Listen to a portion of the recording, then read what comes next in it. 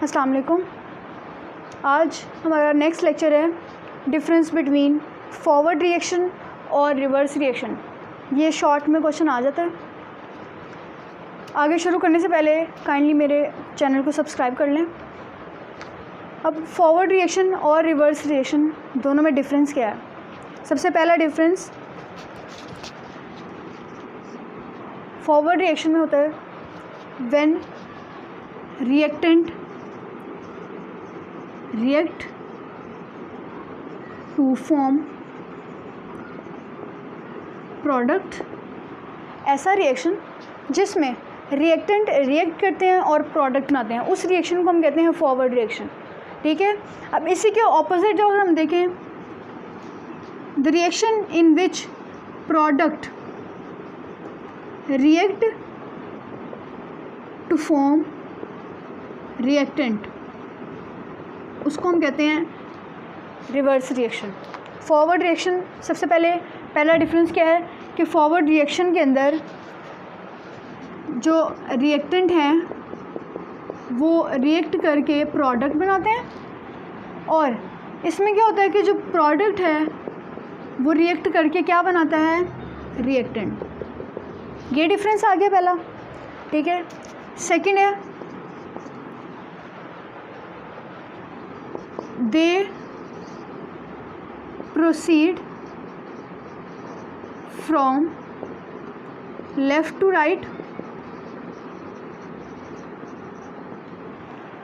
और सेकंड इसका है they proceed from right to left। इस रिएक्शन में क्या होता है कि डायरेक्शन क्या होती है फॉरवर्ड रिएक्शन की? लेफ़्ट से राइट, और रिवर्स रिएक्शन की डायरेक्शन क्या होती है? From left to right. इसमें ये रिएक्ट करके ये बनाता है, और फॉरवर्ड रिएक्शन में क्या होता है कि जो रिएक्टेंट है वो रिएक्ट करके क्या चीज़ बनाते हैं? प्रोडक्ट बनाते हैं। डायरेक्शन बच्चे कंफ्यूज हो जाते हैं, इसमें राइट टू लेफ़्ट यहाँ पर लिख देते हैं और लेफ़्ट टू राइट वहाँ पर लिख देते हैं। इसकी डिफरेंस आप लोगों ने याद रखना है। ठीक है। थर्ड डिफरेंस क्या है?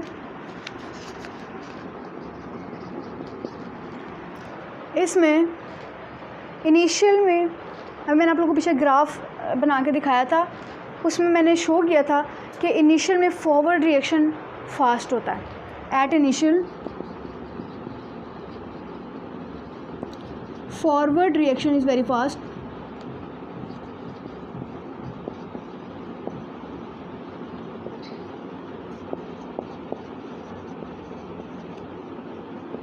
ठीक है। और रिवर्स रिएक्शन में एट इनिशियल रिवर्स रिएक्शन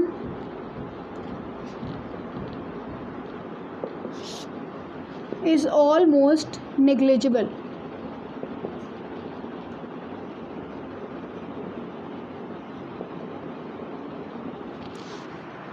शुरू में फॉरवर्ड रिएक्शन बहुत फास्ट होता है क्योंकि उसमें रिएक्टेंट जो है वो मैक्सिमम मौजूद होते हैं। ठीक है।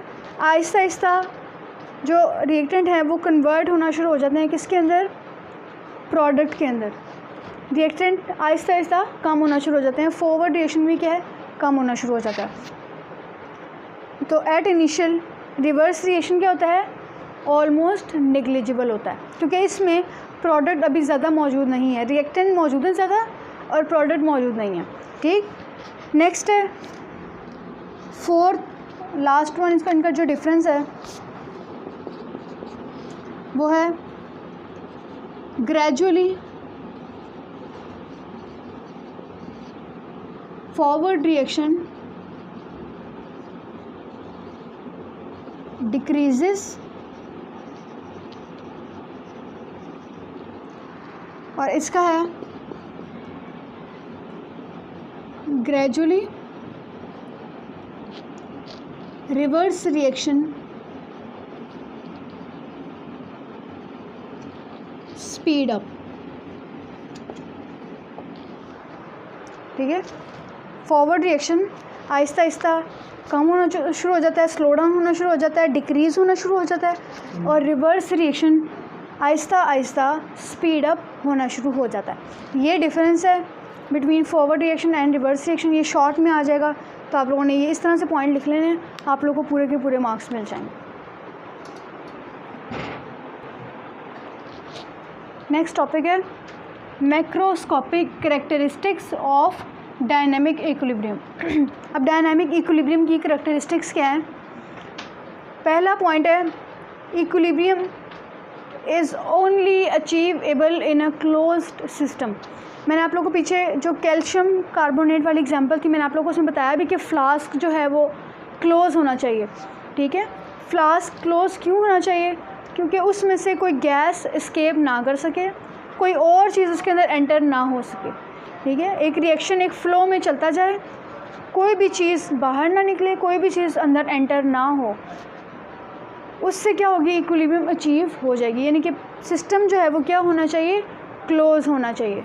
ये पहली की कंडीशन है, ये पहली करैक्टरिस्टिक है डायनामिक इक्विलिब्रियम की, कि सिस्टम को क्लोज़ होना चाहिए, उससे कोई भी चीज़ एस्केप आउट ना हो और कोई भी चीज़ उस सिस्टम में एंटर ना हो जो कि उस रिएक्शन को डिस्टर्ब ना करे। उसके लिए हमारे पास क्या चीज़ होनी चाहिए? क्लोज्ड सिस्टम होना चाहिए। सेकंड है at equilibrium reaction does not stop. Equilibrium में रिएक्शन कभी भी स्टॉप नहीं होता। रिएक्टेंट प्रोडक्ट में कन्वर्ट होते रहते हैं, प्रोडक्ट दोबारा से रिएक्टेंट में कन्वर्ट होते रहते हैं, और इसी तरह से सिस्टम सारा चलता रहता है। रिएक्शन कभी भी स्टॉप नहीं होता। रिएक्शन किस फॉर्म में आ जाता है कि रेट ऑफ फॉरवर्ड रिएक्शन और rate of reverse reaction equal हो जाते हैं, लेकिन ऑपोजिट डायरेक्शन में, और रिएक्शन कभी भी क्या है? स्टॉप नहीं होता। सेकंड पॉइंट भी क्लियर है। जैसे for example H2 + I2 double arrow जो कि रिवर्सिबल रिएक्शन को शो कर रहा है, साथ 2HI। अब यहाँ पर क्या हो रहा है कि रेट ऑफ फॉरवर्ड रिएक्शन और रेट ऑफ रिवर्स रिएक्शन ये इक्वल है, लेकिन किस में? Opposite direction. ये आगे जा रहा है और ये बैकवर्ड आ रहा है, रिवर्स रिएक्शन। रिएक्शन कभी भी स्टॉप नहीं होता। Rate of reverse reaction and rate of forward reaction become equal but in opposite direction. ये भी एक मैक्रोस्कोपिक कैरेक्टरिस्टिक है डायनामिक इक्विलिब्रियम की। ठीक है, इक्विलिब्रियम हमेशा रिवर्सिबल रिएक्शन में ही अटेन होगी। इरिवर्सिबल रिएक्शन के अंदर इक्विलिब्रियम नहीं होगा, क्योंकि इरिवर्सिबल रिएक्शन में रिएक्शन जो है वो कंप्लीट हो जाता है, लेकिन इरिवर्सिबल रिएक्शन के अंदर रिएक्शन कंप्लीट नहीं होता। एक इक्विलिब्रियम की स्टेज आ जाती है जहाँ पर रेट ऑफ फॉरवर्ड रिएक्शन और rate of reverse reaction equal हो जाते हैं but in opposite direction. Third point है at equilibrium amount of reactant and product do not change.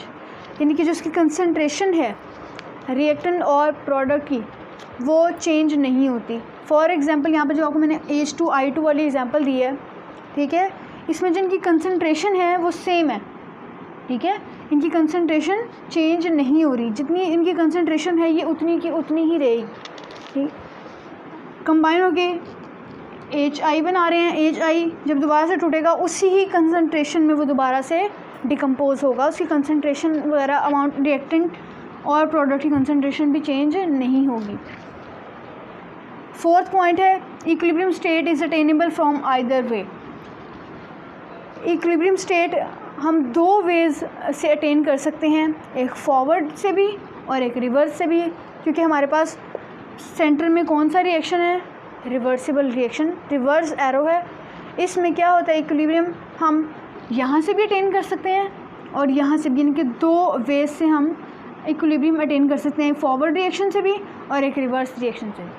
ठीक, नेक्स्ट है फिफ्थ पॉइंट है equilibrium state can disturb and achieve under given condition like temperature concentration. अब equilibrium disturb कैसे होगी? जब हम temperature apply करेंगे। जब टेम्परेचर अप्लाई करेंगे तो डिकम्पोजिशन का प्रोसेस हो जाएगा, उससे क्या होगी? इक्विलिब्रियम डिस्टर्ब होगी। इसी तरह से अगर हम कंसनट्रेशन चेंज करना शुरू कर दें रिएक्टेंट और प्रोडक्ट की, तो उससे भी इक्विलिब्रियम सारा डिस्टर्ब हो जाएगा।